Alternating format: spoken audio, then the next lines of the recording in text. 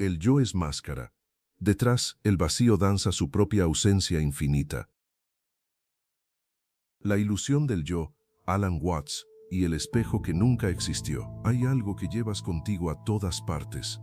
Algo que nunca puedes dejar en casa, nunca puedes perder en un viaje, nunca puedes olvidar en el asiento trasero de un taxi. Es lo único que jamás te abandona, desde el momento en que abres los ojos en la mañana hasta el instante en que el sueño te arrastra hacia la oscuridad. Y sin embargo, si alguien te preguntara en este momento que lo describieras con precisión, que lo señalaras, que lo definieras con exactitud, descubrirías algo profundamente perturbador. No sabrías qué decir. Podrías nombrar tu historia. Podrías hablar de tus recuerdos, tus miedos, tus ambiciones. Podrías citar tu nombre, tu profesión, el papel que interpretas frente a otros. Pero en algún rincón de tu mente, si eres completamente honesto contigo mismo esta noche, sentirías la incomodidad silenciosa de quien intenta atrapar agua con las manos. Algo se escapa, siempre se escapa. Durante siglos, los seres humanos han construido civilizaciones enteras sobre una suposición que nadie se detuvo a cuestionar seriamente. Una suposición tan profunda, tan integrada en cada idioma, en cada cultura, en cada pensamiento que tienes, que simplemente la das por sentada. Es la suposición más antigua y más costosa que la humanidad jamás ha hecho. Y es sobre eso que necesito hablarte hoy.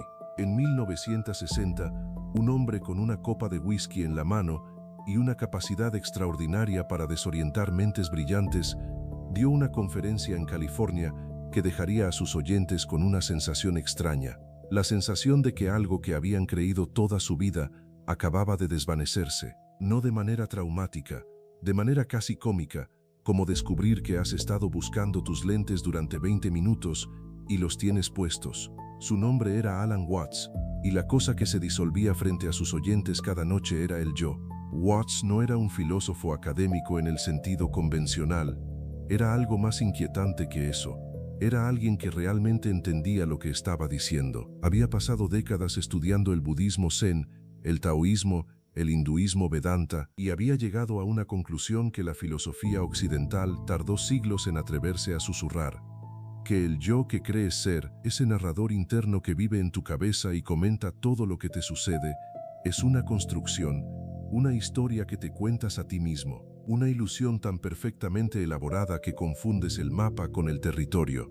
Pero antes de que rechaces esto como misticismo de los años 60, quiero que te detengas un momento, porque la neurociencia moderna, con toda su frialdad y rigor empírico, ha llegado exactamente a la misma conclusión, y eso debería inquietarte. En 2010, el neurocientífico Antonio Damasio publicó Self Comes to Mind, donde sintetizó décadas de investigación sobre cómo el cerebro construye la conciencia. Lo que Damasio documentó es que el cerebro no alberga una identidad estable y permanente, la fabrica momento a momento, como un novelista que improvisa.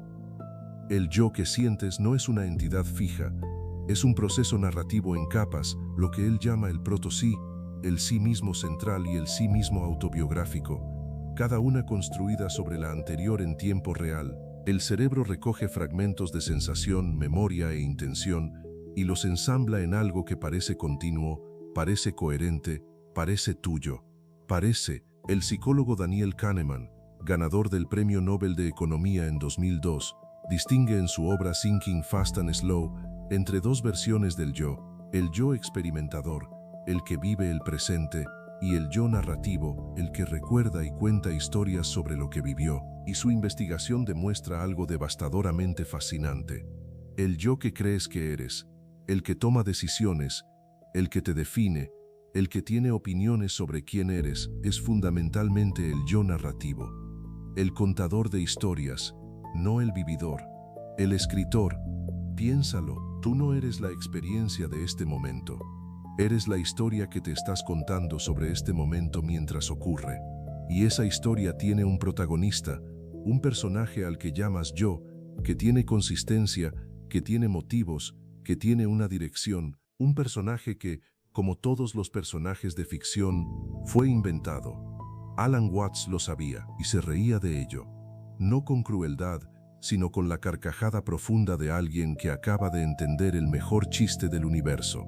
Pero aquí es donde la cosa se complica, porque si el yo es una construcción narrativa, si es un proceso y no una cosa, si no existe de la manera sólida y permanente en que intuyes que existe, entonces surge la pregunta que Watts nunca dejó de hacerse: ¿quién está haciendo la construcción? Y esta pregunta, si la dejas entrar realmente, si no la rechazas con un reflejo intelectual de defensa, puede provocar algo parecido al vértigo. Watts tomó de la filosofía Vedanta india el concepto de Atman, el sí mismo profundo, y lo entretejió con el concepto budista de Anatta, o no yo. En apariencia, estas dos ideas son contradictorias. El Vedanta dice que hay un sí mismo verdadero. El budismo dice que no hay ningún yo. Watts señalaba, con su precisión característica, que ambas tradiciones apuntan al mismo cielo con dedos diferentes, que lo que tú llamas yo, ese pequeño personaje ansioso que vive en tu cabeza, no es el sí mismo verdadero, pero tampoco es simplemente una nada vacía. Es una ola que se confunde con el océano. La ola existe, tiene forma, tiene movimiento, tiene energía, pero si le preguntas a la ola dónde termina ella y dónde comienza el mar, la ola no puede responder, porque la pregunta misma contiene un error. La separación que la ola asume entre sí misma y el océano es una separación conceptual, no real. Y tú, dice Watts, estás haciendo exactamente lo mismo. Ahora permíteme que te hable de algo que probablemente reconocerás en ti mismo, aunque nunca lo hayas nombrado de esta manera. Hay una voz en tu cabeza que nunca se calla. Una voz que critica lo que acabas de decir 5 minutos después de decirlo.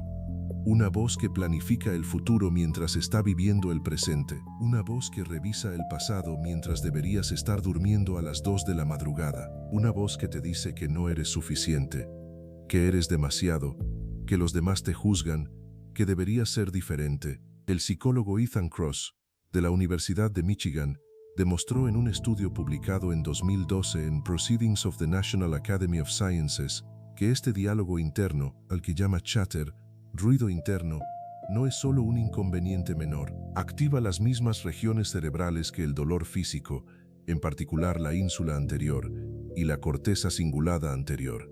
Es literalmente doloroso. Y sin embargo lo confundes con ti mismo, lo llamas mis pensamientos. Lo llamas lo que yo pienso. Pero aquí está la pregunta que Watts haría con calma y con una leve sonrisa. Si puedes observar esa voz, si puedes notar que está hablando, si puedes escucharla como si fuera algo separado de ti, entonces ¿quién la está observando? Si hay una voz que habla y hay algo que la escucha, ¿cuál de los dos eres tú? Esta pregunta no tiene respuesta verbal. Y eso, precisamente eso, es el punto. Aquí quiero invitar a otro pensador a la conversación, porque la pregunta se enriquece enormemente cuando traemos a un interlocutor inesperado. Federico Nietzsche, ese hombre tan mal citado y tan poco comprendido, llegó a una conclusión parecida desde un ángulo completamente distinto. En Más allá del bien y del mal, aforismo 17, Nietzsche escribió que el sujeto, el yo, no es lo que origina el pensamiento, sino que es el pensamiento el que origina la ilusión del sujeto. Un pensamiento viene cuando él quiere, escribió, y no cuando yo quiero. Nietzsche no era un místico oriental, era un filólogo prusiano de temperamento feroz, y aún así, llegó al mismo borde del precipicio que Watts, la sospecha de que el yo es un efecto, no una causa, que el sentido de ser un alguien que tiene pensamientos y toma decisiones es una historia que el sistema nervioso se cuenta a sí mismo después de que los procesos ya han ocurrido. La neurociencia moderna, en particular los célebres experimentos del fisiólogo Benjamin Libet, publicados en 1983 en la revista Brain, respaldó esto de manera que todavía genera controversia. El cerebro inicia la preparación del movimiento voluntario, el llamado potencial de preparación, hasta medio segundo antes de que la persona sea consciente de haber decidido moverse. La decisión, tal como la percibes, llega después. El yo consciente, el narrador, es informado de lo que ya ocurrió y construye retrospectivamente la historia de que él lo decidió. Tu yo está, literalmente, llegando tarde a su propia vida. Watts y Nietzsche, desde continentes diferentes y con temperamentos opuestos, convergieron en el mismo borde del mapa. Más allá de ese borde no hay dragones. Hay algo más desconcertante aún. Hay apertura. Entonces llegas al momento en que este argumento puede volverse incómodo. Y lo hará. Porque si el yo que crees ser es una construcción, si es una historia, si es una ola que se ha confundido con el océano, entonces todo el proyecto de tu vida, tal como lo has concebido, se tambalea. Todas las ambiciones que tienes llevan el sello de ese yo construido. El deseo de éxito, de reconocimiento, de seguridad, de amor, todo lo persigues en nombre de alguien que, según lo que hemos estado explorando, existe de una manera mucho más provisional y porosa de lo que asumes. Y esto, si lo permites, puede producir uno de dos efectos. El primero es el pánico, la sensación de que si el yo es una ilusión, entonces nada importa, nada tiene sentido, todo colapsa en un nihilismo frío y paralizante. Quizás sientas ahora mismo la urgencia de rechazar estas ideas precisamente por ese miedo. Es un rechazo comprensible. El yo, por ilusorio que sea, es también el centro de toda experiencia que conoces. Es el único lugar desde el cual puedes mirar el mundo. Desmantelarlo suena a destrucción, pero Watts tenía una respuesta para esto, y es la parte que a menudo se omite cuando se habla de su filosofía superficialmente. El objetivo no es destruir el yo, es verlo claramente. Una ola que comprende que es océano no deja de ser una ola, sigue moviéndose, sigue teniendo forma, sigue rompiendo en la orilla, pero ya no lleva el peso crónico de intentar protegerse del mar del que está hecha. Ya no gasta energía en una guerra que siempre fue imaginaria, porque hay algo que Watts identificó como la fuente de casi todo el sufrimiento humano moderno y que la psicología contemporánea ha confirmado desde múltiples ángulos. La ilusión del yo separado genera una ansiedad existencial que es permanente, crónica y, en sus propias palabras, la más cruel de todas las bromas. Si crees ser un yo separado, una entidad aislada, rodeada de un universo extraño y potencialmente hostil, entonces toda tu existencia se convierte en un proyecto de defensa. Cada relación, cada ambición, cada opinión que defiendes con ferocidad se convierte en un intento de consolidar y proteger algo que nunca estuvo en peligro, porque nunca fue lo que pensabas que era. El psicólogo social Roy Baumeister, en su investigación publicada en 1996 en Psychological Review, pasó décadas estudiando lo que llamó el ego amenazado y encontró que la mayoría de la violencia humana, interpersonal y colectiva, surge no de la debilidad del yo, sino de una imagen inflada del yo que se siente cuestionada. Mueres, matas, destruyes relaciones y carreras enteras en el altar de proteger una historia. Según datos de la Organización Mundial de la Salud, los trastornos de ansiedad afectan a más de 300 millones de personas en el mundo, y buena parte de esa ansiedad hunde sus raíces en la necesidad compulsiva de sostener y defender una identidad que se percibe constantemente amenazada. Watts lo diría de otra manera: estás tan ocupado defendiendo el castillo que nunca preguntas si el castillo existe. Y aquí es donde la filosofía deja de ser abstracta y se convierte en algo inmediatamente práctico y personal. Piensa en la última vez que te defendiste con una intensidad que, en retrospectiva, te pareció desproporcionada. La última vez que alguien cuestionó tu idea, tu decisión, tu forma de ser, y algo en ti se cerró como una trampa, se tensó como un músculo en espasmo. Esa contracción, esa reactividad instantánea y dolorosa, es el yo construido protegiéndose. No te estoy pidiendo que elimines esa reacción. Te estoy pidiendo que la observes, porque hay algo curioso que ocurre cuando realmente observas el yo, en lugar de vivir desde él sin cuestionarlo. Algo que Watts describía y que contemplativas de todas las tradiciones han reportado de manera consistente. La observación misma introduce una distancia, y esa distancia, que no es frialdad, sino claridad, te devuelve algo que el yo ansioso te roba constantemente.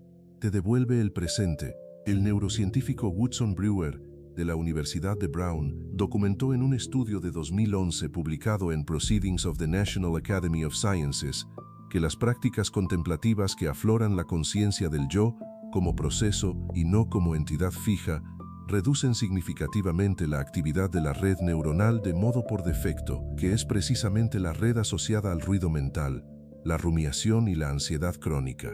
No como metáfora, como hecho medible en un escáner cerebral, Los meditadores experimentados mostraron una reducción notable en la actividad de la corteza prefrontal medial y la corteza cingulada posterior, las regiones donde el cerebro construye y mantiene la historia del yo. La sabiduría antigua y la ciencia moderna señalan exactamente el mismo camino. Hay una historia que Watts contaba con frecuencia. Un maestro zen y su estudiante están sentados frente a un jardín. El estudiante, que lleva años estudiando, pregunta con frustración: ¿qué es el yo verdadero? El maestro señala un árbol. El estudiante mira el árbol. El maestro pregunta: ¿ves el árbol? El estudiante dice que sí. El maestro sonríe y dice: eso es. El estudiante no entiende, y el maestro no añade nada más. Watts usaba esta historia para señalar algo que el lenguaje casi inevitablemente distorsiona: que el ver es anterior al yo que cree que está viendo, que la experiencia es anterior al yo que cree que la está teniendo, que hay algo en ti, no un yo, no una persona, no un nombre, que percibe todo esto antes de que el narrador interno lleve la experiencia al lenguaje y la convierta en una historia protagonizada por un personaje llamado tú. No te pido que entiendas esto intelectualmente, te pido que lo notes. Ahora mismo, mientras escuchas estas palabras, hay percepción, hay sonido llegando, hay comprensión formándose, y durante una fracción de segundo, antes de que el narrador interno diga yo estoy escuchando esto, y pienso que hay pura experiencia sin dueño. Ese espacio, ese instante previo a la narrativa, es lo que todas las tradiciones contemplativas del mundo han intentado señalar con miles de palabras, rituales, paradojas y silencios. Y Watts tenía la gracia de señalarlo riendo. No te voy a decir que la respuesta a todo esto es meditar 40 minutos al día, aunque un metaanálisis de 2014 publicado en JAMA Internal Medicine, que revisó más de 18.000 estudios, concluyó que la meditación de atención plena produce mejoras moderadas pero consistentes en ansiedad, depresión y dolor. No te voy a dar una lista de 5 pasos para disolver el ego, porque eso sería convertir la mayor liberación posible en una tarea más para el yo ansioso que ya tiene demasiadas tareas. Lo que sí te digo es esto: la ilusión del yo separado tiene un costo que pagas todos los días en moneda de ansiedad, de comparación, de la sensación persistente de que algo falta, de que nunca eres suficiente, de que el mundo es un lugar que debes conquistar o temer. Ese costo es real. Lo conoces, lo has pagado esta semana, probablemente hoy.